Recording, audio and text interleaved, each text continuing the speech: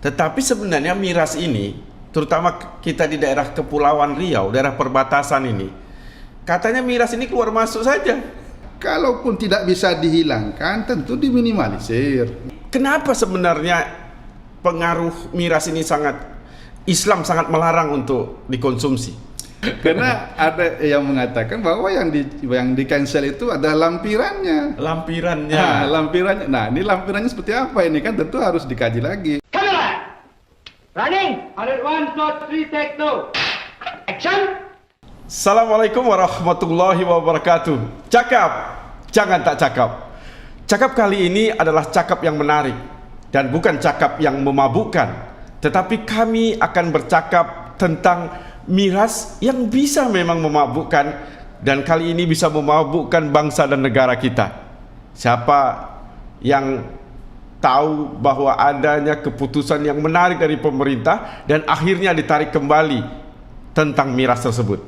Hadir bersama saya Ketua Dewan Pengurus Wilayah Partai Keadilan Sejahtera Provinsi Kepulauan Riau, Al-Ustadz Bahtiar Muhammad Rum LCMA. Assalamualaikum Ustaz. Waalaikumsalam warahmatullahi wabarakatuh. Pertama saya ingin mengucapkan selamat atas terpilihnya Ustaz menjadi Ketua DPW PKS Kepulauan Riau. Terima kasih. Insya Allah barokahlah Kepulauan Riau. Amin ya rabbal alamin. Dan keberkahan itu dapat ditandai dengan keadaan masyarakat yang sejahtera. Dan lebih daripada itu adalah kunci dari kesejahteraan itu adalah salah satu unsurnya adalah keamanan. Dan keamanan biasanya akan menjadi rusak bila masyarakatnya dimabukkan oleh situasi yang tidak diinginkan. Tugas berat Ustadz sekarang adalah bagaimana para umat akan berjalan selari dengan apa yang dianutnya, tentu saja bagi yang beragama Islam.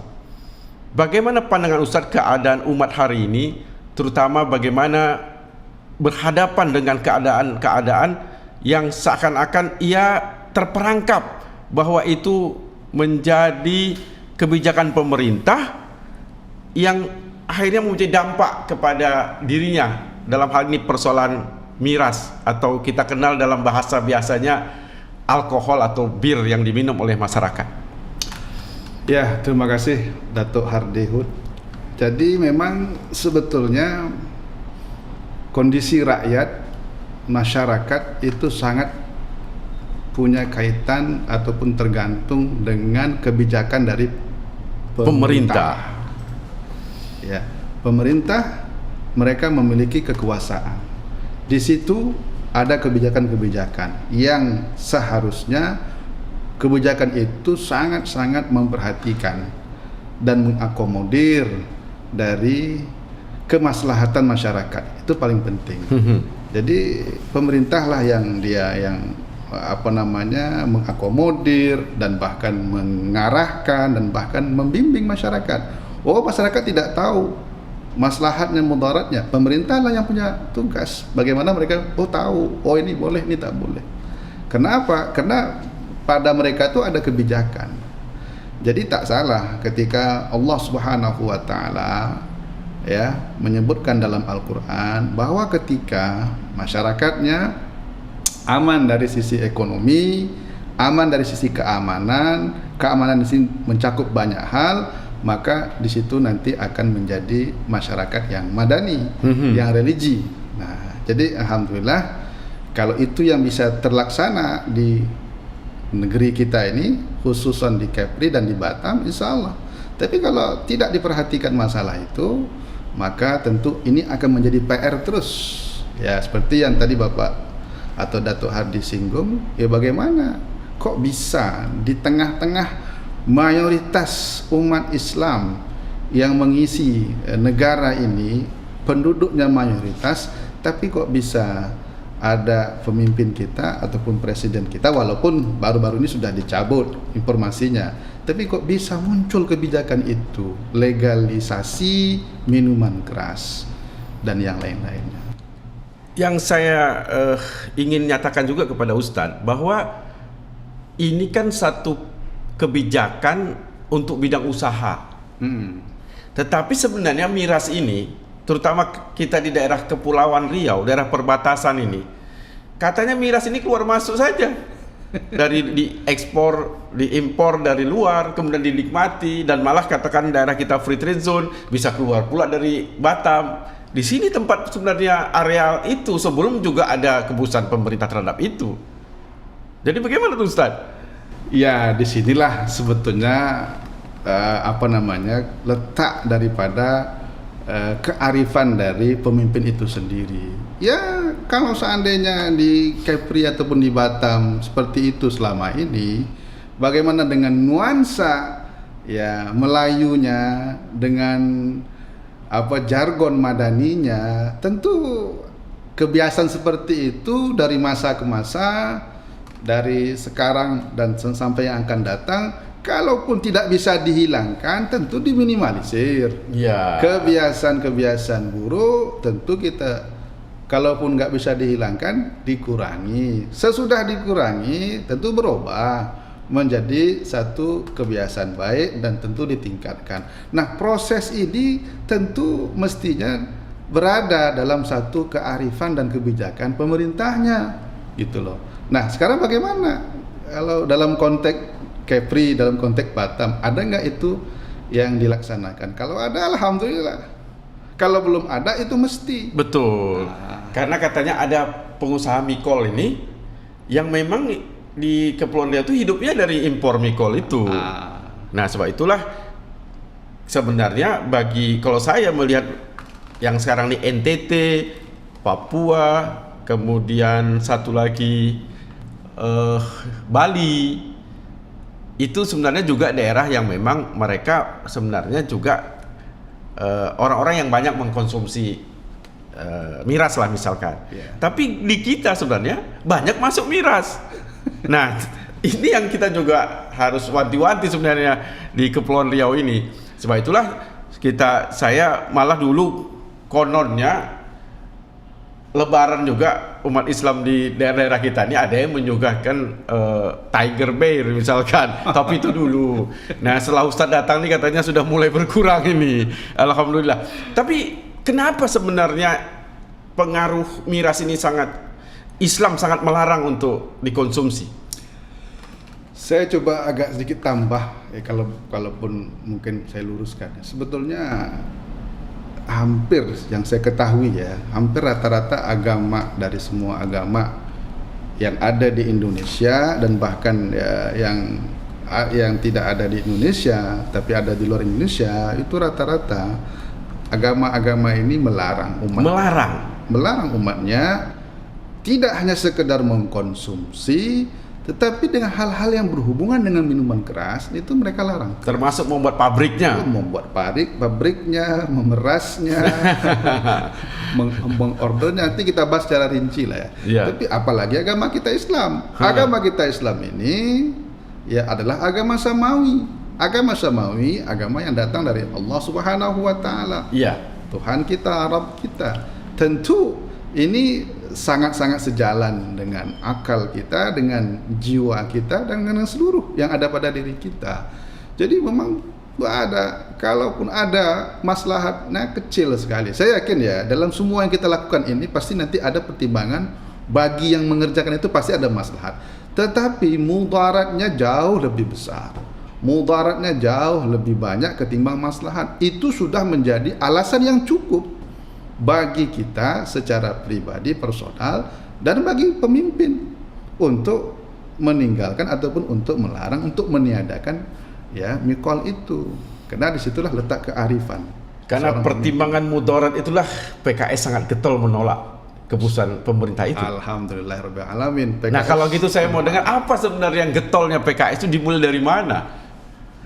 Ya, minuman keras ini kan, Datuk, tentu ini adalah tadi mudarat tentu lebih besar gitu. Yang jelas kalau kita itu, saya kira memang sejak dari awal tuh memang hadis mengatakan bahwa al-khamru miftahu kullu syarrin atau miftahu kulli syarrin, bahwa minuman keras ini merupakan kunci dari setiap keburukan. Timbulnya kejahatan. timbulnya kejahatan, kemungkaran. Ya. Kenapa? Karena memang sesuai dengan namanya. Namanya aja sudah al-khamar. Khamar itu maknanya menutup akal. Artinya apa? Kalau orang sudah minum minuman keras, Maka apalagi dia tertutup mabuk, akalnya. tertutup akal dia. Sementara orang ini dalam dia berkata, dalam dia berbuat, bertindak tanduk, itu kan akal menjadi pedoman. So, akalnya menjadi satu guidance ya. Iya. Satu acuan kita Untuk melakukan tindakan-tindakan. untuk melakukan tindakan dan perbuatan serta perkataan kita. Sekarang akal itu sendiri yang menjadi timbangan. Dalam perkataan kita, perbuatan kita, tindak tanduk kita tertutup. Lalu apa yang bisa kita jadikan sebagai acuan lagi? Tak ada. Tentu berbahaya sekali. Ya, mudarat luar biasa. Maka dengan minuman keras ini, biangnya permusuhan, biangnya pertengkaran, biangnya perzinahan, biangnya pembunuhan, biangnya pemerkosaan, dan biang segala biang. Ya, keretakan rumah tangga, kena candu tadi habis, duit belanja pun juga habis. Apa tak ngamuk orang Yang rumah? penting teler katanya ya. Tapi kita lihat dan tadi Ustadz sudah mengatakan bahwa pemerintah telah mencabut. Dan hari ini kita bersyukur bahwa apa desakan dekat dari PKS, dari MUI, dari Muhammadiyah, dari NU dan organisasi-organisasi Islam lainnya itu akhirnya dicabut. Pandangan Ustadz tentang pencabutan itu bagaimana? Pertama tentu saya mengapresiasi karena alhamdulillah Presiden kita Bapak Jokowi sudah mencabut, artinya secara langsung ataupun tidak langsung dia mendengar aspirasi, masukan, ya mungkin dalam tanda kutip kehebohan di medsos, ya dari ulama. Karena saya lihat banyak sekali video-video pendek yang orang teler semua, dari anak kecil sampai yang tua, sampai ibu-ibu, banyak sekali yang teler itu. Masuk dalam kolam gitu. Ya. Dari NU, alhamdulillah Kiai Haji Said Agil Sirot, Ketua PBNU, dia juga menyatakan satu statement yang tegas. Dari Muhammadiyah juga, dari semua ormas Islam, dari MUI, kalau partai ada PKS, ada partai-partai yang lain, alhamdulillah itu direspon positif oleh Bapak Presiden. Cuman mungkin ada juga berbagai catatan dari para pakar-pakar hukum bahwa jangan girang dulu, jangan senang dulu kan. Kenapa itu? Kenapa? Istilahnya jangan mabuk dulu gitu. Karena ada yang mengatakan bahwa yang di cancel itu adalah lampirannya. Lampirannya. Nah, ini lampirannya seperti apa ini kan tentu harus dikaji lagi oleh kawan-kawan yang punya wewenang ke sana. Sekilas saya melihat lampiran itu adalah menyampaikan bidang-bidang usahanya, termasuk di situ malah ada usaha rendang pun ada. Oh gitu. Nah, jadi bidangnya di lampiran, tapi kalau isinya tentu adalah pasal-pasal yang menguatkan bidang-bidang usaha. Maka katanya lampirannya yang dicabut. Tapi kalau lampiran dicabut, harusnya juga keputusannya dicabut ya? Ya, harusnya. Karena dia kan di lampirannya itu ya? Nah, betul sekali. Artinya ya induknya dicabut juga. Iya. Kenapa? Karena memang kita menyatakan perang lah ya, dalam pengertian makna positif perang ini ya. Kita betul-betul sungguh-sungguh lah. Kenapa? Tak ada. Kalaulah agama saja, karena kita adalah partai Keadilan Sejahtera dan kita adalah partai Islam ya, Islam rahmatan lil alamin, dengan keutuhan NKRI, tentu kita apa yang disampaikan pesan dalam Al-Qur'an, dalam hadis yang juga insya Allah rahmatan lil alamin, tentu kita sampaikan. Dalam Al-Qur'an, dalam hadis mengatakan induk. Loh, kalau sudah induk dari segala keburukan, jadi kebaikan apa yang ingin kita harapkan dari induk ini? Kalaupun juga ada kebaikannya semu, nipu saja itu. Nah, saya kira ya kayak tadi lah misalkan gini, ada berapa banyak ongkos yang harus dikeluarkan oleh negara? Ingat singkat kata, dia ingin mengambil sesuatu, harapannya bisa dirangkul, tetapi dia melepaskan banyak sesuatu. Yang diambil sesuatu, tapi yang dilepaskan banyak sesuatunya. Jadi rugi juga, ya. Yang diinginkan masuklah income ke negara segala macamnya lewat pajak, lewat ini, tetapi ongkos yang dikeluarkan, efek daripada itu bagaimana rusaknya moral, bagaimana perzinahan, bagaimana pembunuhan, itu jauh lebih besar. Rumah tangga, belum lagi kemarahan Allah Subhanahu wa taala. Tentu Allah murka. Datang pula azabnya kan? Datang pula azabnya. Karena induk dosanya dibiarkan. Bagaimana? Itu dalam kacamata agama. Ya. Dalam kacamata sosial tentu bisa banyak lagi yang perlu kita jelaskan di situ kan. Bagaimana kriminalitas, ya. Dalam kacamata umpamanya rumah tangga, bagaimana sakinah mawaddah warahmah. Yang sakinah mawaddah warahmah takutnya akibat miras jadi punarana jadinya. Tapi itulah kekuatan kita semuanya dan akhirnya didengar oleh Bapak Presiden dan sekarang tentu kedepannya actionnya. Iya. Terlepas dari keputusan yang sudah dicabut, apakah mempunyai kekuatan lebih kuat bila mana semuanya dicabut? Saya ingin Ustadz juga menggambarkan ke depan ini bagaimana sebenarnya kita mengajak para umat kita untuk menjauhi daripada miras atau alkohol itu. Ya, saya alhamdulillah ya, saya selalu diajarkan oleh guru saya itu positive thinking pada semua kejadian. Dan tentunya dengan kejadian miras ini, di samping wah ada ini heboh semacamnya, tapi jangan lupa ada hikmah yang besar. Seakan-akan Allah Subhanahu wa taala lewat celah ini ingin memberikan satu pesan kepada kita. Apa hikmahnya? Kita selalu aware. Ya, kita selalu jaga bangun, ya, selalu waspada di situ. Hikmahnya apa? Ternyata juga lewat ini, coba MUI kemarin lewat sekretaris umumnya ataupun sekretarisnya, sekretaris komisi fatwa atau siapa saya lupa kemarin itu menyinggung tidak hanya miras saja. Pak Presiden dengan pelajaran yang ada sekarang ini lewat miras ini tadinya memutuskan, kemudian sekarang sudah mencabut, maka tidak hanya sekedar miras. Apapun ya peraturan, keputusan yang memang kalau dikaji lagi, ditengok lagi ternyata merugikan masyarakat, banyak mudaratnya, ditinjau ulang lagi kan gitu.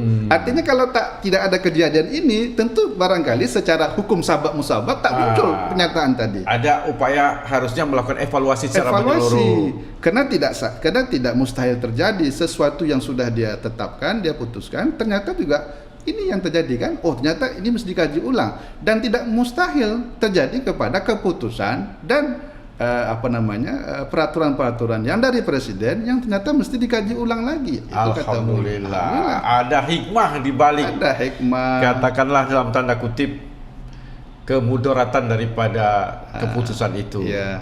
Dan saya sekali lagi memberikan apresiasi pada PKS. Alhamdulillah. Karena gonggongannya nyaring sekali sehingga semua dapat juga bersama-sama untuk menghindari dari bahaya minuman keras itu. Amin. Sebab itu saya ingin katakan kalau minuman keras jangan minuman keras, tapi kalau cakap jangan tak cakap. Wassalamualaikum warahmatullahi wabarakatuh. Waalaikumsalam warahmatullahi wabarakatuh.